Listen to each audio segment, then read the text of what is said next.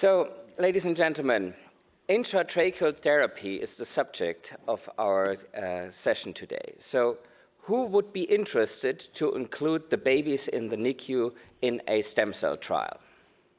Please raise your hands. Who is doing this at the moment? So you see, this is the problem. Oh, you're doing this? Great. Where are you working? Perfect. You're using intratracheal or intravenous access? See, this is the problem. Good. Ladies and gentlemen, if we hear stem cells, we have very strong associations. Please have a look at this cartoon. You can be anything you want to be when you grow up. Well, I hope that you will have a different opinion on stem cells after you are leaving this session. Why? I want to discuss with you the 5 essential questions, and there the source of the cells and the type of the cells play a basic role. The basic idea is to be discussed, and the very limited clinical data will be discussed in the future directions. So, bronchopulmonary dysplasia is the derailment of the normal lung development. And here you see on this slide the gestational age and the different phases of lung development, and in the classical way of a two-dimensional histology cut from the lungs. Well, this is not as impressive as this picture, where you see the three-dimensional reconstruction of the different lung phases. And when we should actually have a term baby, we are looking at this very nice branching like a grape form. And when BPD was introduced as a term 52 years ago, we were looking at this phase of lung development. Now we have moved to here. So when you visualize this, it becomes very clear that we have a complex developmental issue and that the airways play a key role in there. And this cartoon was designed by Matthias Hütten, a very beautiful description how the derailment happens of the normal lung development and how many factors affect the outcome.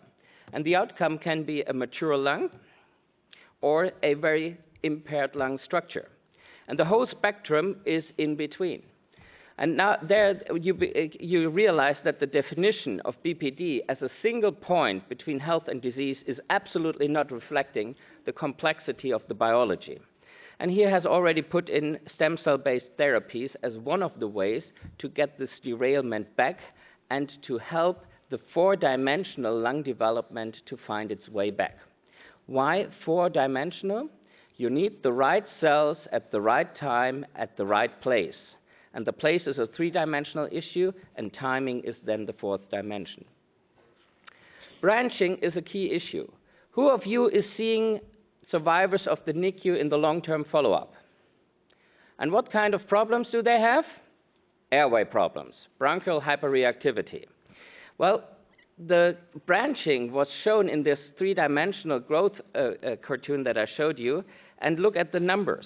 So we have a truly exponential growth of the number of airway branchings, and we don't even have a good anatomical description of this phase of lung development. But this is happening exactly when those preterm babies are in our NICUs. And this is a general problem. Jasper Behn did a very elegant study looking at wheezing and to distinguish between the true healthy preterm baby and the healthy baby, the non-healthy survivor of the NICU. And every preterm baby has a change in the airway functions. And we have no way to assess that without good long-term follow-up studies, and that must be one of our focuses if we embark on that. Why? Just look at this case. A 12-year-old boy, a survivor of bronchopulmonary dysplasia of 26 weeks, 600 grams, dies of an asthma attack, airways. And his lung structure is still highly simplified, as you see on the left-hand side, and on the right-hand side is the age-matched control of a term-born baby or former baby. You see, their catch-up growth is not happening irrespectively. So if we think about stem cells, what is the kind of therapeutic property we would like to have? They should fuel endogenous repair mechanisms. They should stimulate the proliferation of the affected cell populations. They should be anti-apoptotic, anti-inflammatory properties, and of course, the functional outcome, however we define that in BPD, should be improved. And are there any cells that can do this? Just with every medication, you can apply those 5 questions also for the glucocorticoids. When shall we give the cells? In which dose? At which time point? Via which route to which babies? And the route is now limited in this session. We are looking at intratracheal administration. You have heard the colleague from Australia for intravenous administration this afternoon. So what are stem cells? Stem cells undergo self-renewal and they give rise to more differentiated cells. These are the 2 characteristics. And now it starts with the extent of differentiation, where it is also called potency. You have totipotent cells, which give rise to placental and embryonic tissue. You have pluripotent stem cells, which give rise to embryonic tissue. And you have multipotent cells, which give rise to adult cell types like hematopoietic stem cells. And in the recent decades, there has been a lot of discussion about so-called embryonic stem cells, cells that have totipotent capacity and which are harvested from fetuses. That is pretty clear. This is not the kind of potency we need in the case of the regeneration of a preterm lung.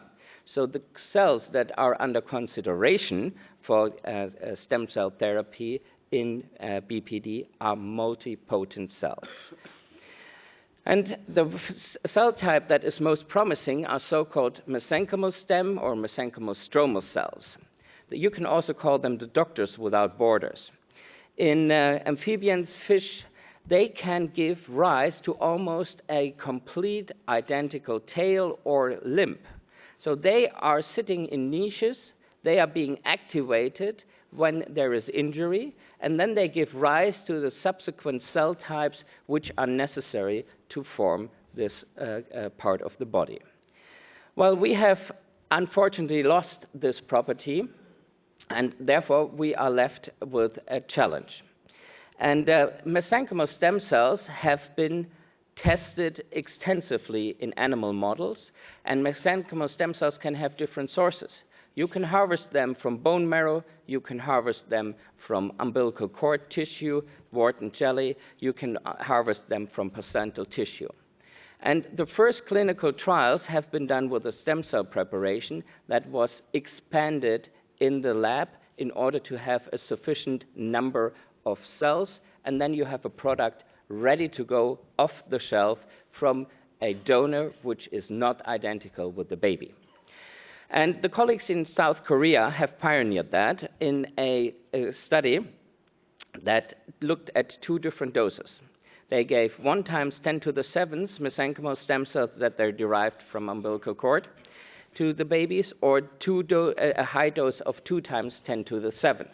And these were babies that were mechanically ventilated and had already a severe course of respiratory disease.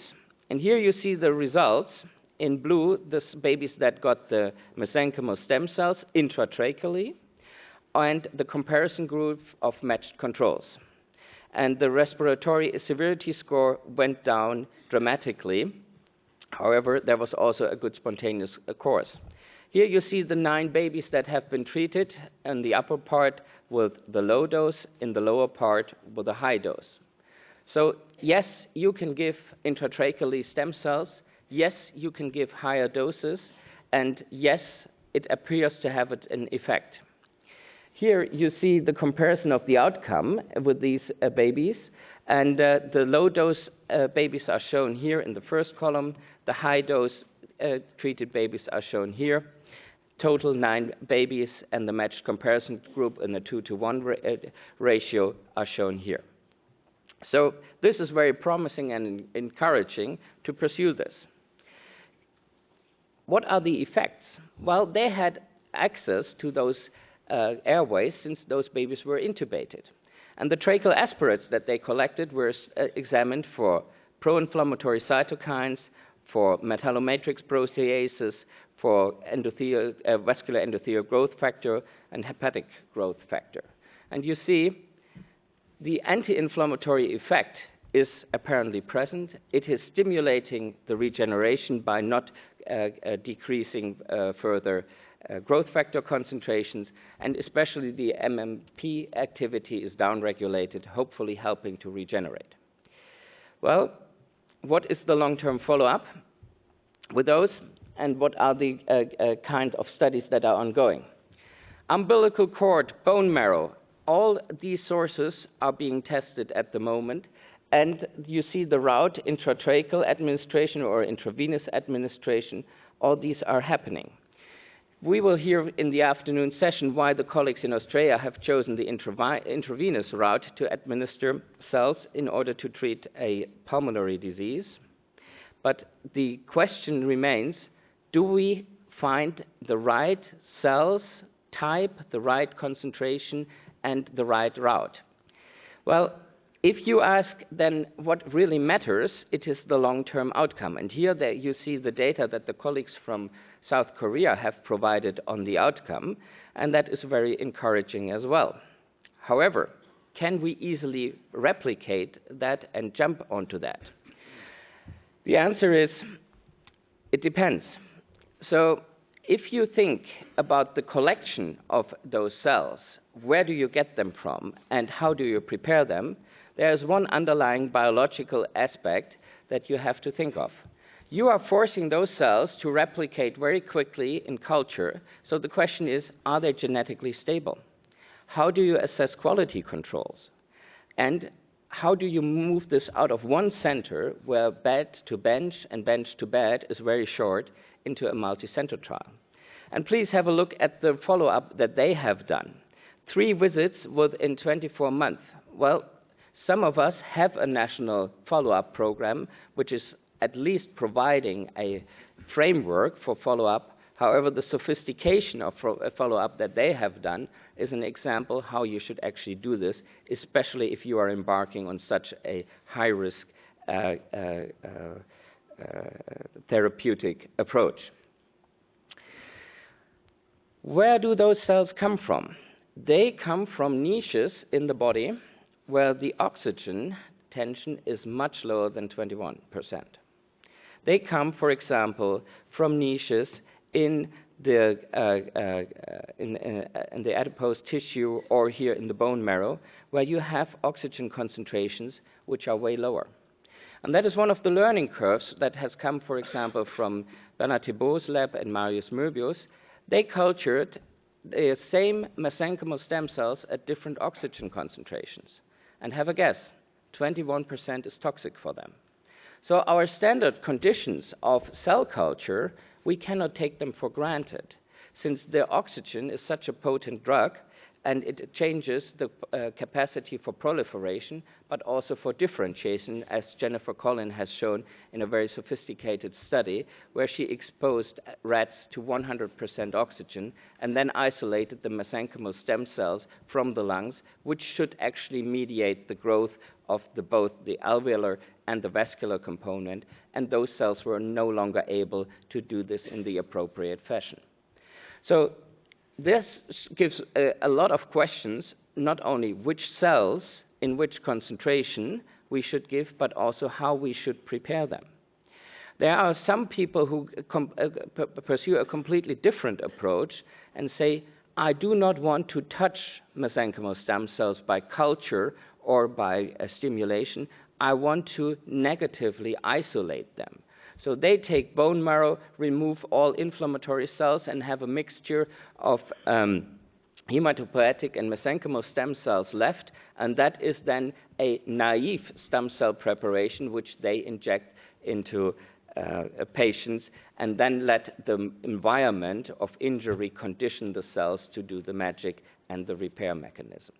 So the processing and preparation of the cell as a cell preparation is something that we have to pay attention to and carefully evaluate, which makes a challenge even bigger to approach these questions. So multi-center trials have been designed now in South Korea and in the US.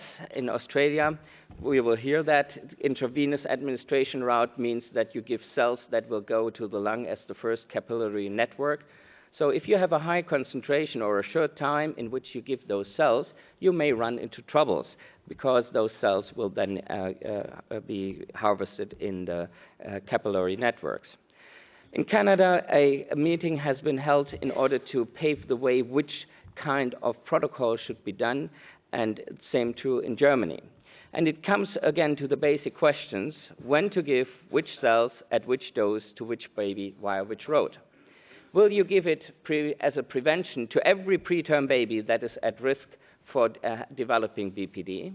Will you give it to those babies who are on the way to BPD and have high risk factors like mechanical ventilation? Or do you give it as a rescue therapy in order to save those babies from the course of BPD once the diagnosis has been established? Well, if you start to think about the possibilities with those 5 issues, you will get headaches. And if you think carefully, who has accomplished such a complex treatment scheme, it is our colleagues from pediatric oncology. They have managed over 40 years to offer for many patients with acute lymphatic leukemia a healing chance. And how have they done it? They have included all the children in one protocol, which they repetitively reviewed, amended, corrected, improved. However, there was the discipline of all the centers to submit the patients to one standardized treatment. If you go into clinicaltrials.gov, you will find some of the trials that we are mentioning listed in there. However, there is no consensus how we should actually start with this and have a consistent treatment strategy, which we then regularly review to approach one question after the other in order to find a treatment strategy. This is very sobering up. And 40 years, so this is the call to the younger people here. Even with the increased retirement age, I won't be working another 40 years to see this happening. But why is 40 years a good estimate? Just think about the question, which glucocorticoid do you give postnatally to babies who are about to develop BPD? Do you know to give which drug, in which dose, via which route, to which baby, at what time? No, we don't. The neonatal field has worked on glucocorticoid trials for almost 50 years, and we are still failing to give a stringent answer to those 5 questions. I hope that we will do a better job with the stem cells, and that is the reason why I encourage you to discuss this in your national neonatal networks to see what you can do. So, ladies and gentlemen, I wanted to discuss with you the basic parts, so let me summarize. Mesenchymal stromal or stem cells are very promising. They have those properties that we wanted, like repair, like anti-apoptotic, and they can mediate, like Doctors Without Borders, the reconstitution and regeneration. The endogenous mesenchymal stem cells are being injured by mechanical ventilation, by oxygen toxicity, by prematurity as such. The source of those mesenchymal stem cells is highly discussed. Shall we use bone marrow from adult patients? Well, adults are not as biologically fit as younger people, but they can give informed consent. Shall we use it from material like placenta or umbilical cord from other people that cannot give informed consent, but where we have a highly biologically potent source? How shall we process them? In which culture medium? In which oxygen content? The animal data has been paving the way to the first clinical trials, and the first clinical trials are ongoing. It mandates still the question, which cells, which application route, which time point? Do you give it as a preventive approach, or do you give it as a early or late rescue? And with such a strategy and therapy, you need long-term follow-up. And there we are in the question, what is really important for follow-up? Survival versus BPD. BPD, how do you define the long-term follow-up? How do we deal with the complexity of airways which are beyond our scope in anatomical development and functional outcome? So the future, is it the magic bullet? Well, this is a very good question. Whenever we were dreaming of magic bullets, we realized that everything is much more complicated. And the time frame that I have given you with the pediatric oncology experience of 40 years may hopefully be overestimated, but I'm afraid it's pretty realistic. Thank you very much for your attention.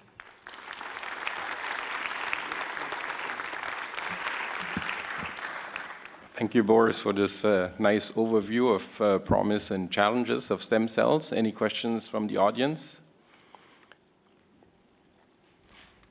Dr. Henschel. Thank you, Boris, for your talk. I'm here.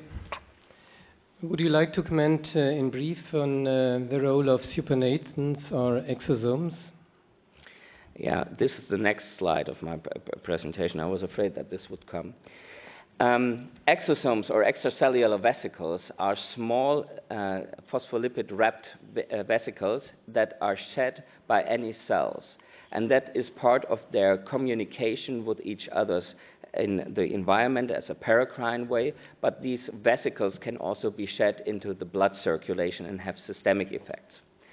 These extracellular vesicles are extremely complex with respect to their composition. They have lipids in there, they have RNAs in there, they have proteins in there. And I have done a study where we used exosomes, and I have started to analyze the RNA in there. It is so overwhelming complex in so many aspects that it is very difficult to understand how this works.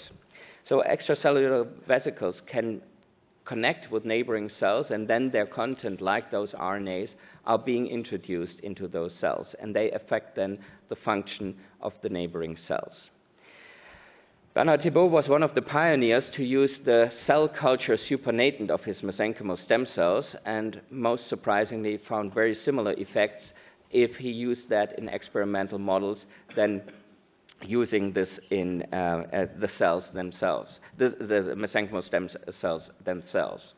So the question is, can we avoid the whole problem of the cell culture? Well, in order to harvest those exosomes, you have to do cell culture. And again, then the conditions determine what kind of exosomes are being shedded. If you increase the oxygen concentration, it will go up dramatically. And Bernd Giebel will give a presentation on that tomorrow, on the ins and outs of exosome preparation. The question is, we want to develop a therapeutic intervention that we can apply to many babies. From a regulatory standpoint, it is a nightmare to get extracellular vesicles approved. Why? You have such a high batch-to-batch variation, even if you keep the culture conditions the same, that it is very difficult to find approval for that from the regulatory authorities.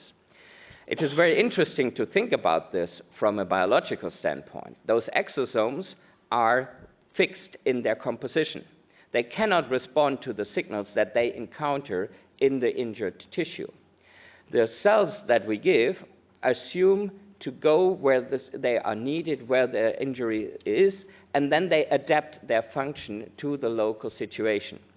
This adaptation is not possible with the exosomes, and therefore it is remarkable that many of those regenerative properties have been found with exosomes alone.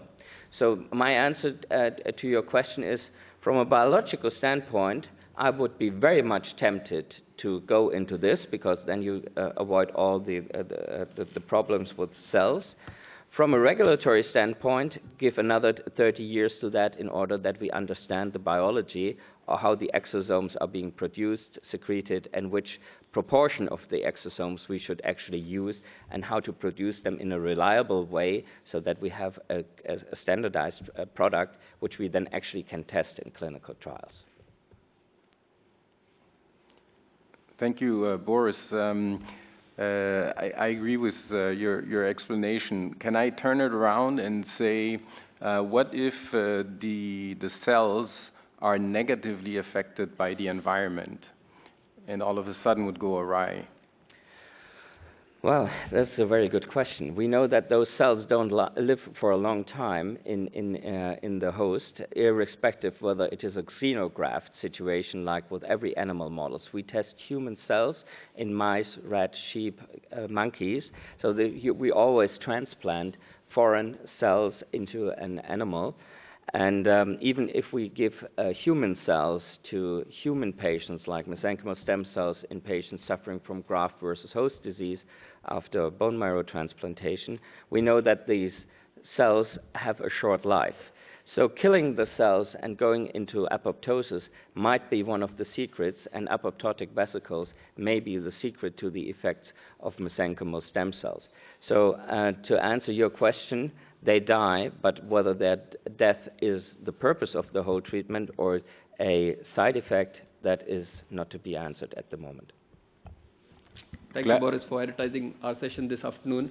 The cells we are working with are amnion epithelial cells, which are a type of placental stem cells. And I wanted to just raise the point that a lot of the mesenchymal stem cells, and Bernard knows this very well, are cultured from adult tissue or fetal tissue. Amnion epithelial cells are digested from placental membranes, so there's no culturing involved. So what do you think about that process where the families get worried, the scientists and the clinicians get worried about what happens with expansion, culture, and contamination? I am completely with you. I suggested this negative selection. Well, you are doing a digestion to get to your cells, and then you select them. The numbers you can recover with this is then, of course, dependent on the material that you use to get started with. I doubt that your cells are unaffected if you digest the extracellular membrane. However, the way of affecting them is way less than exposing them to 21% oxygen and culture conditions. So this is taken into account in your approach. However, do you see the problems that you have encountered with the trapping of the cells in the lung associated with the kind of preparation that your digestion is not really giving you a single cell suspension, but have a larger one? That is something we can discuss in your session this afternoon. Very good. Thank you very much, Boris, and thanks for the questions.